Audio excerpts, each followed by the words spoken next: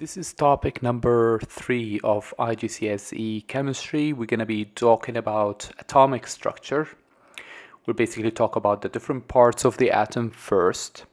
Then we're going to talk about different versions of atoms. We're going to talk about something called isotopes, and then we're going to be talking about ions. As always, with every single topic, you're going to have the notes, like complete notes that include all the little details you need to answer full exam questions. So as you can see here, you got all of the key terms written in different colors. You also get with this, for every chapter, you also get exam questions classified. So for instance here, it's chapter 3, atomic structure. So you get all exam questions related to this topic. These exam questions are fully answered. So you write your own answers and you can compare your answers to mine. Finally, once you're done with the topic, you can also, right after this class, you can also solve the quiz. There's always a quiz right after the class. This quiz is taken from paper 2 questions. Again, they're all related to this particular topic. So first we'll try to identify what we call subatomic particles. What's the subatomic particles? They're particles you would find inside the atom. You have 3 types of subatomic particles. You have those you find in the center here. Those are positive particles. We call those protons. So they have a positive charge. You also have what we call neutrons. Those are stuffed between those protons. So neutrons are neutral. Neutrons are neutral. They have no charge. Outside this central part here, we call it the nucleus.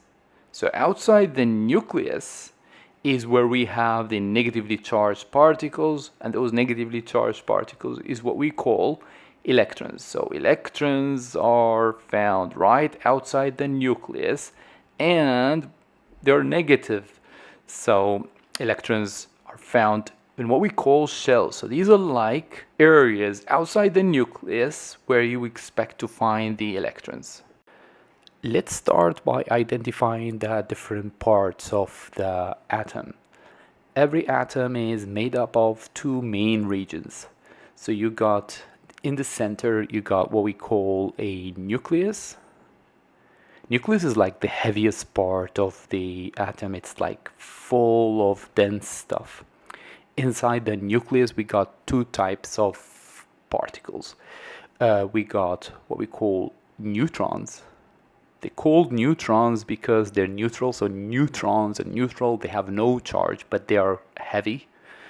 We also got protons. Protons are positive, and they're still dense and heavy. They're both found in the nucleus. We have a term to describe the particles of the nucleus. We call those particles of the nucleus, we call them the nucleons. So nucleons are all particles you have inside the nucleus.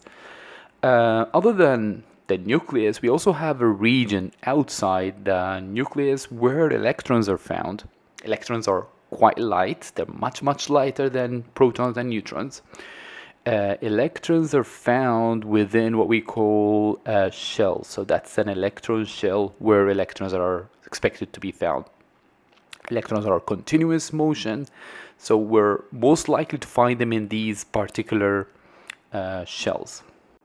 We're going to do a quick comparison between all of the subatomic particles. Now, the term subatomic refers to all of the particles you have inside the atom. So it's like sub is within or under.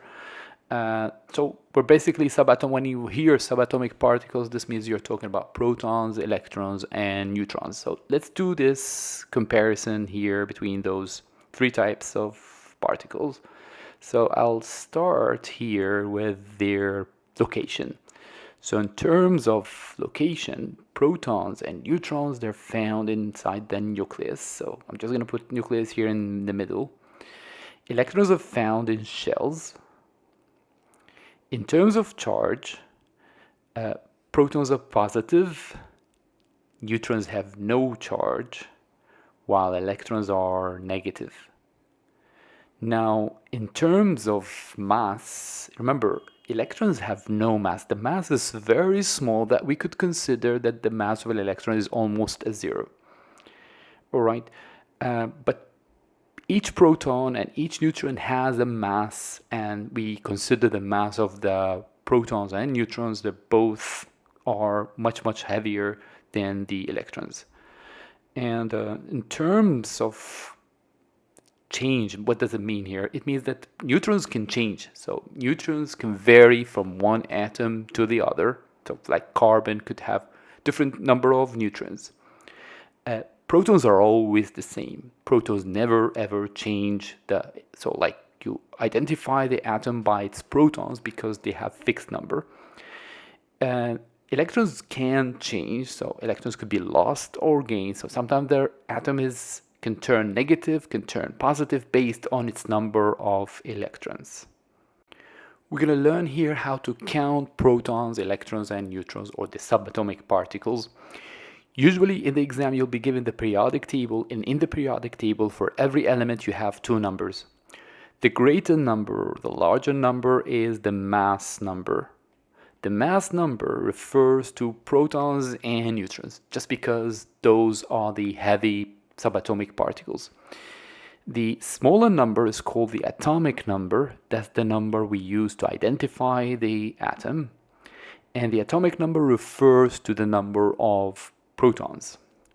So let's do this counting of particles. Let's do it for the first element. So the first element, sodium, has 11 protons. So I'm going to refer to protons as P positive because of the charge. So protons are 11. How about electrons? How can you identify electrons? As long as it's an atom, so as long as you're talking about the sodium atom, electrons, E negative, are always going to be equal to the number of protons. So I'm just going to write 11. But how am I supposed to identify the number of neutrons? Remember, the mass number refers to protons and neutrons, and 0 is neutrons. So if protons are 11, so how many neutrons are left? So all I have to do here, I'll say, well, the mass number is 23. This is protons and neutrons. And protons alone are 11, so neutrons are going to be 12. So you can easily identify the neutrons by means of subtracting the atomic number from the mass number. So I'm going to do the second one for iron here. So iron's mass number is 56. Atomic number is 26. So automatically the protons are going to be 26. The electrons are going to be equal because it's an atom. Atoms are neutral. They have no net charge. So it's going to be 26 as well. What about the neutrons? We'll do the same trick again. We say, well, it's 56 minus 26. I'm just going to put 26. So that's the answer here is a 30, right? So I think it's quite simple. I could do this for this element. You can pause the screen and try to do 10 yourself. So for 10 is going to be protons are going to be 50, the atomic number, and the electrons are going to be the same, so 50 again, and neutrons are going to be, N0 is going to be 119 minus a 50, and that is a 69. The last counting I'm going to do is for the element fluorine. Fluorine got 9 protons, the electrons are equal, and neutrons are going to be, N0 is going to be 90 minus 9, and that is a 10. Here we're going to stress on something really important. The statement here says that in the periodic table, elements are arranged by their proton number. So like what determines the position of an element in the periodic table is its number of protons. So for instance, hydrogen's protons are 1, helium is 2, lithium is 3, beryllium is 4, and so on. So what determines the position of the element is how many protons it has. Now, why do we count so much on protons? The reason we count on protons because protons, that's another important statement, protons never change. Unlike neutrons and electrons where they change, but protons are reliable, so that's how you could identify the element in the periodic table, by its proton number. Previously, we mentioned that electrons are found in shells. Electrons are attracted to the nucleus in the center because the nucleus got those protons, they're positive, and electrons are negative. So electrons are usually found right outside the nucleus in what we call the electron shells. Now, every electron is found at a specific place around the nucleus. We usually describe what I'm doing here, we say that's the configuration of electrons or electron configuration. So usually we have several shells around the nucleus, and each shell can accommodate specific number of electrons. The first shell usually has only up to 2 electrons. So only in hydrogen this shell has a single electron, but usually it has 2 electrons. So that's the first shell here, has those electrons. Those electrons are like rotating around the nucleus. And every other shell, other than the first, has up to 8 electrons. So you could have 5, 6, 4, 2, but the max you could have in any other shell is 8. So for instance, in my atom here, I got just, let me count the protons. The protons are 3, so I'm expected only to have 3 electrons. But as I told you, depending on the atom, you could have more than 3 electrons, and they're going to have to equal the number of protons. But again, the atom is always neutral. So here I'm going to do the electron configuration of lithium. Lithium's atomic number is 3, right? So you expect to have 3 electrons.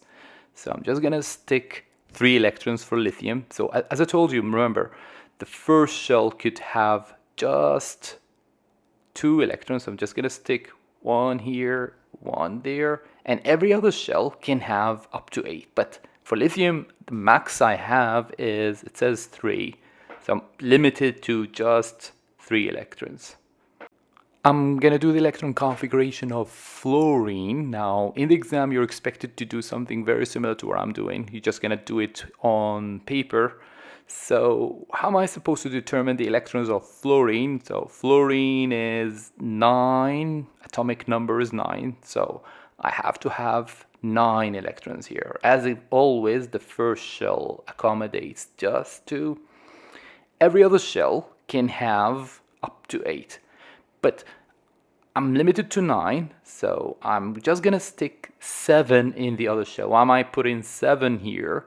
It's because we have total of 9. 7 plus 2 is 9. So I'm just gonna stick those. There are 4, 5, 6, and the last one here is 7. So that's the configuration of fluorine. Now, something important about the configuration, because it tells you a lot of information about the position of the atom in the periodic table. So first thing is how many shells are occupied in fluorine. So let's see how many shells are occupied. There is only 1 shell here, the small one, and second shell. So we have 2 shells that are occupied. What about the number of electrons you have in its outer shell? So how many electrons I have in the outer shell here? There are 1, 2, 3, 4, 5, 6, 7. So I have 7 electrons in the outer shell. Usually those electrons in the outer shell, we have a specific name for them. We call them valence electrons. Those valence electrons are quite important because they are the ones that determine the properties of the element. Now, the number of shells tells you something about the position of the element in the periodic table. Since I have just 2 shells here, so that tells us what? That tells us that this element is found in period number 2. So if you go to the periodic table where's the second period in the periodic table? So this is the first row or the first period, and that's the second row or the second period. So truly the fluorine is found in the second period of the periodic table. So number of shells tells you where is the period or which row in the periodic table the element is found. What about the valence electron? What about those 7 valence electrons? This tells you another very important piece of information. It tells you which group or which column in the periodic table this element fluorine is found. So since I have 7 valence electrons, so let's count group number 7. That's the first group. They're numbered for you. That's like the official IGCSE periodic table. The groups are numbered for you. So 3, 4, 5, 6, 7. So as you can see, fluorine is found in period 2 and the group is 7. So number of shells is the period and the valence electrons tells you which group in the periodic table the element is found. So that's how important the configuration of the element is. We're going to do what we've done to fluorine now to a different element. My other element here is going to be aluminium. Now aluminium has an atomic number. It says here, it says it's 13. So I have to have 13, a total of 13 electrons. I have plenty of electrons here at the bottom. So let's arrange these electrons first. So as always, the first shell has just a couple of electrons here. And every other shell, a max of 8. So I have to have these 8 right here. So how many I have now? I have a total of 10 so far. All right. I still have to have 3 more. So only 3 more electrons I need because I'm aiming for 13 electrons. So I'm just going to take my other electrons here and I'm going to put them in the outer shell. These are going to be my valence electrons. So my valence electrons are going to be 3 electrons. So that's my third valence electron. So let's try to identify or figure out where the position of aluminium is. So remember, the trick is you count the occupied shells. So I have first, second, third shell. So I have 3 shells in total. So what does that tell you? It tells you that you are in period number 3. What about the group number? We have 3 valence electrons. So 1, 3 valence electrons. So since I have 3 valence electrons in its outer shell, so which group it is? This means it's group number 3. So let's make sure that we've done the right work here. So you can tell here it's period 1, 2, 3. So that's the third period.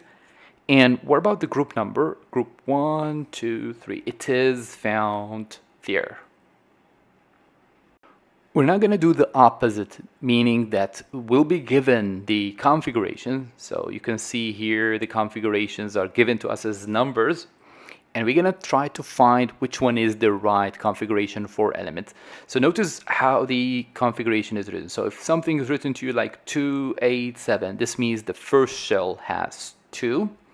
The second shell has 8 electrons and the valence electrons are 7. So this element, for instance, has 3 shells and it has 7 valence electrons, right? So let's match the correct configuration for potassium. Where is potassium found? Potassium is found period 4. So I have to have 4 shells of electrons. And what's the group number of potassium? Potassium is in like the first group. Therefore, the correct configuration is going to be this one, right? Because that's the only one that has 4 shells and number of valence electrons is 1.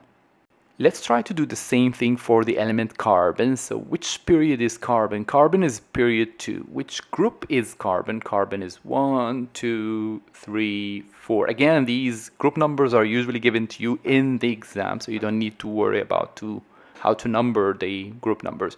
So how am I supposed to identify carbon? Carbon is in period 2, so it's not going to be this one.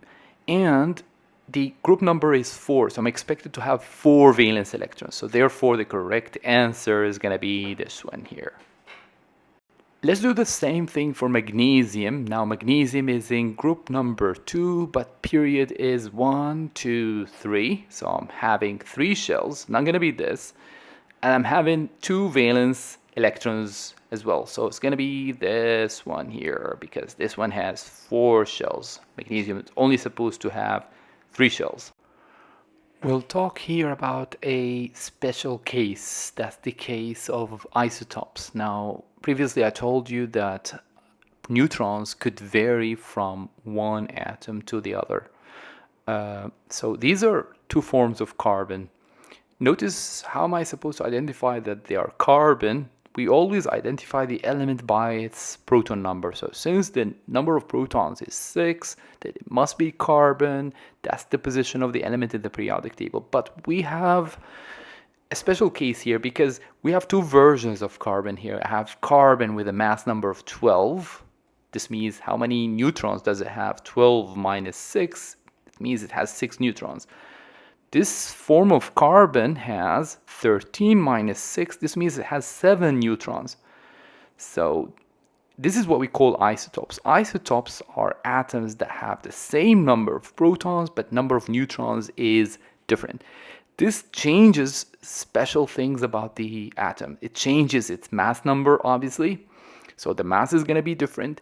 Some physical properties are going to be different, but nonetheless, isotopes have the same chemical properties because chemical properties are determined by those valence electrons I was telling you about. So there's no difference in the number of electrons here. Therefore, chemical properties of isotopes is going to be standard fixed. Take a look here at these 3 isotopes of carbon. So I have, as you can see, protons are never changing. Electrons are not changing. The only difference between those isotopes is their number of neutrons. And as I told you, the number of valence electrons is fixed, so chemical properties are going to be the same for all isotopes. That's an important question they ask you. Why the isotopes have the same chemical properties? You're just going to tell them, well, the valence electrons did not change, therefore chemical properties are going to be the same.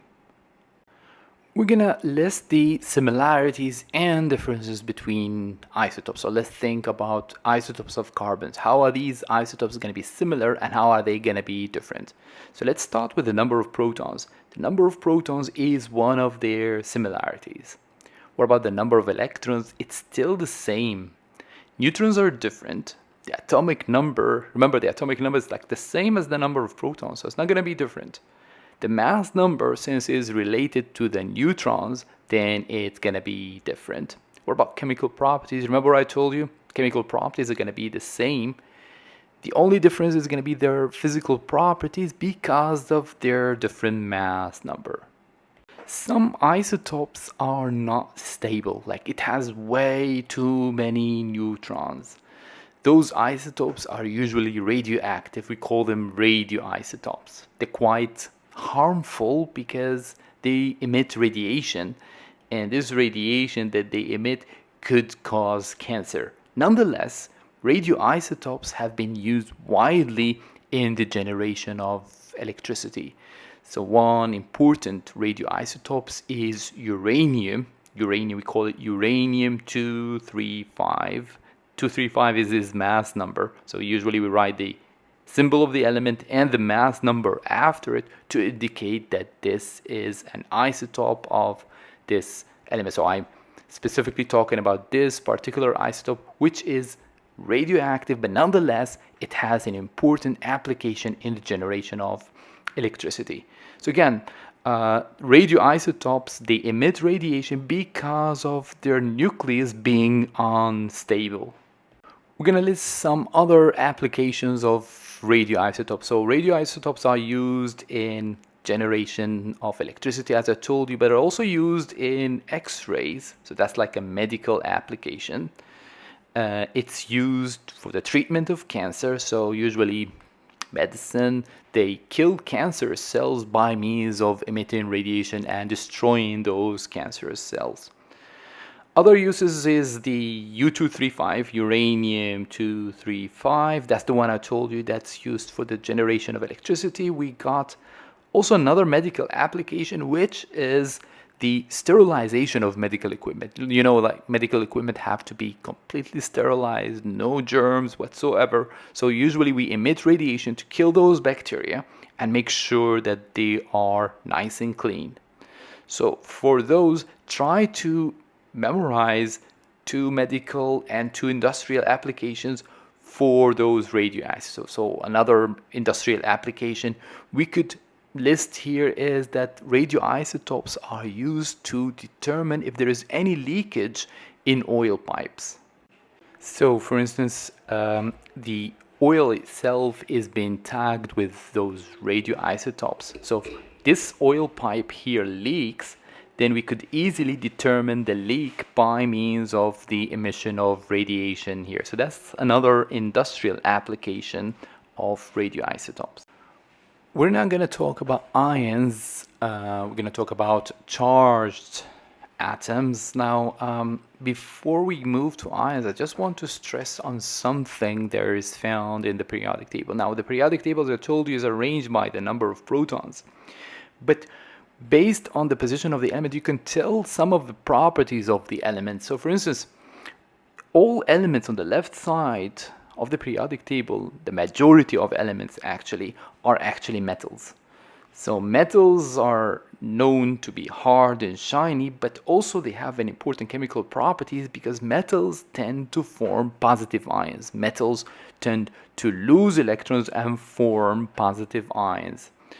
Non-metals, where are non-metals found? Non-metals found after this line. I call it the bat line. Why am I calling it the bat line here?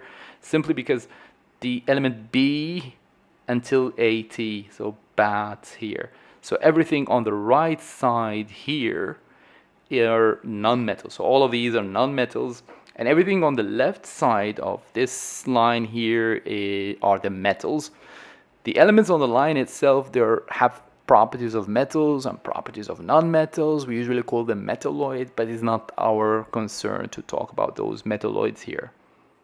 So what I want to stress on here is the fact that metals form positive ions and non-metals, they form negative ions. So you can tell whether the element is likely to form positive ions by its position on the left, or if it forms negative ions by its position on the right side of the periodic table. So let's talk about those positive and negative ions. So how am I supposed to form a positive ion? So let's talk about sodium. Sodium is found on the left side of the periodic table. There's sodium on the left, and fluorine is on the right. So sodium is a metal and fluorine is a nonmetal. So I'm expecting sodium to form a positive ion and fluorine to form a negative ion. So let's start with sodium. How can sodium form this positive ion? Simply by losing this electron. So once this electron is lost, the number of protons of sodium are 11. Number of electrons originally are still 11, right? But if electrons are lost, then I will end up with what here? I will end up with having more protons. So protons are 11 and electrons are going to be 10. So having more protons than the electrons, meaning that sodium would turn into a positive ion. We have a term to describe positive ions. We usually call them cations. So cations are the positive ions of metals where electrons are lost. What about fluorine? Fluorine, on the other hand, is a nonmetal, so it's expected to gain electrons. So this electron lost from sodium could be gained by fluorine. So look at fluorine here. How can fluorine form a negative ion? Simply by gaining this electron. So now fluorine originally has 9 protons. So protons are 9. Electrons used to be 9, but now there are 10. So this means there are more negative electrons than protons, and fluorine, on the other hand, has turned into a negative ion. So as you can see here, electrons can be lost and gained, but like, what's the point? Why are those atoms losing and gaining electrons. Like, what's the point? The whole point of this is to have a full outer shell. All atoms in the periodic table want to have this nice full outer shell. A full outer shell means stability. So an element that has full outer shell means it's stable. Elements that are stable in the periodic table are usually found in the last group of the periodic table. So those are known as the noble gases. Noble gases is stable. They're stable because they got the full outer shell.